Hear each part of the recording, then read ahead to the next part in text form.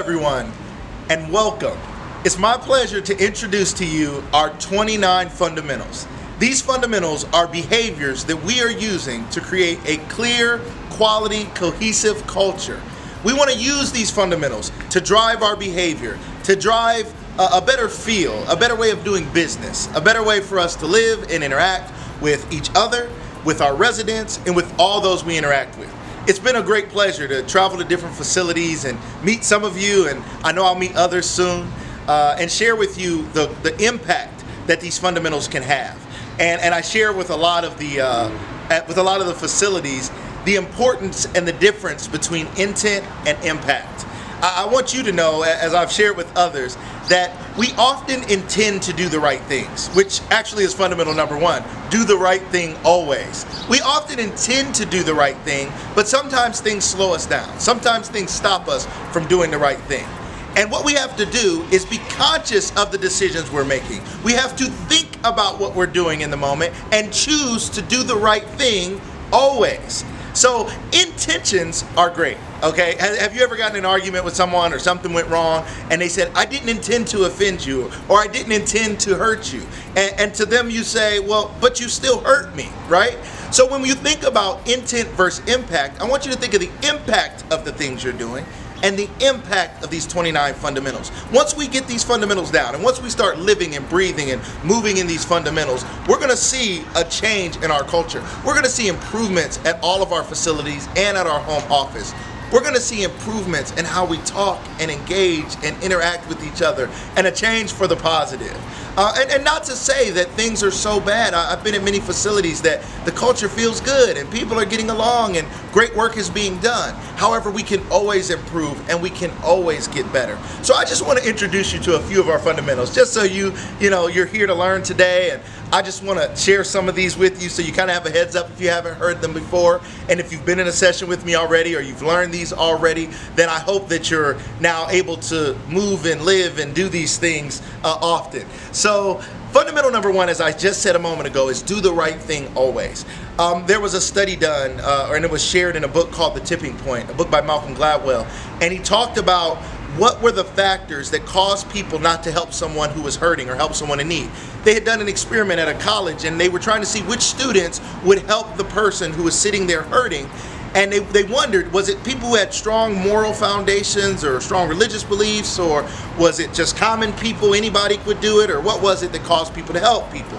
And what they found was the people that were in a hurry were the ones who wouldn't do the right thing and help the person who was in need.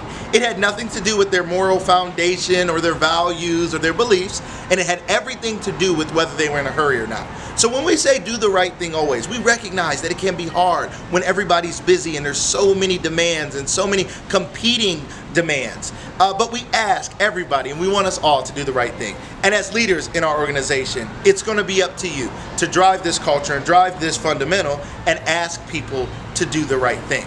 And now this brings us to our second fundamental. Our second fundamental is practice blameless problem solving. I love this fundamental, and every time I talk about it, I give the same analogy about a fire truck pulling up to the scene, and you're in the window and you're screaming for help, and instead of them coming to help you, the firemen and the firewomen jump off the truck and they start doing an investigation into how the fire started. What would you be thinking? Are you kidding? You're gonna figure out who started the fire, how the fire started, rather than rescuing me? That's what happens every day in business and in life. People are often so quick to point fingers and look for who's to blame instead of looking for who can solve the problem. What can we do to meet the resident's need? What can we do to meet the need around the office? What can we do to help someone in need? That's what we want to think about. We want to practice blameless problem solving. We want to solve problems instead of focusing on who's to blame. If someone needs to be held accountable for what they've done, we'll figure that out. It may be your job to handle it. It may be the administrator's job to handle it. It may be another leader's job to handle solving the problem of who needs to be held accountable because someone needs to be taught how to do things wrong, how to do things right, or someone needs to be coached on how to make an improvement. That's okay. But first and foremost, we want to do fundamental number two, which is practice blameless problem solving.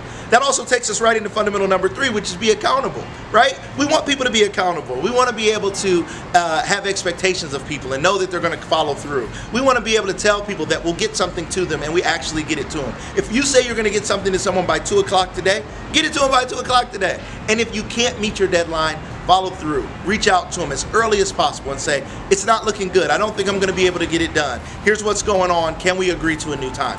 That's being accountable. That's all we all want. When we're accountable to each other, we're showing each other mutual respect. So as leaders, we want to make sure that people can count on us, that we can say what we mean and mean what we say, that we meet our commitments, we meet our deadlines, and when we can't, we follow through, we follow up, and we let people know what's going on. Which leads us to fundamental number 4. Be clear on expectations. We want to set clear expectations. We want to let people know that we can get it done or we can't get it done. We want to let people know we will get it done by 3 o'clock or 5 o'clock or 11 p.m. or midnight or whenever it is, or 2 weeks from now. We want to be clear with people and let them know when we can actually get things done. We don't want to use what's called sloppy language where we say things like, I'll get it to you ASAP, ASAP, no problem. You can count on me. I'm going to get it to you right away.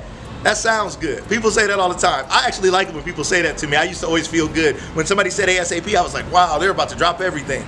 But what I found over time was they weren't dropping everything. That was just a nice way of saying I'll get to it whenever I feel like getting to it. That wasn't good enough for me. I wanted to know when people were going to get things done. And I know people want the same from me. So our fundamental number 4 is set clear expectations. Be clear on expectations. And the last one I want to share with you is fundamental number 5, which is listen generously. When I think of generosity, I think when most of us think of generosity, we think of giving financially to someone. But we don't realize that the most valuable thing we can give to someone is our time and our attention. Because those things are priceless. We can't get time back. You can get more money, you can get more things financially, but you can't get time back. So the fact that we're giving time to listen generously to those around us, our coworkers, our leaders, our teams, our families, and our facilities, that is so valuable. So we want this to become a fabric of all of our facilities. We want this to be something that everyone's doing. I know you're in a hurry. I know you're in a rush. I know everybody has a lot to do. But if we can just slow down for just a minute and listen generously and give the gift of our time and attention to someone around us, it could totally change our culture. So I just wanted to share an introduction with you on the 29 fundamentals. There's 24 more that I didn't share. And if you've heard them before, I hope that you're learning them and living them. And if you've yet to come to one of the trainings and to learn them yourself, I look forward to meeting you. And I'm really excited about it. I'm excited about the vision of Eli and our other leaders who put these fundamentals together, because they are serious about driving culture change and engagement in our facilities. And we're looking to you to be culture advocates and to fight for this in our facilities and to make sure people know how important it is to all of us. So I want to thank you for your time and for your attention.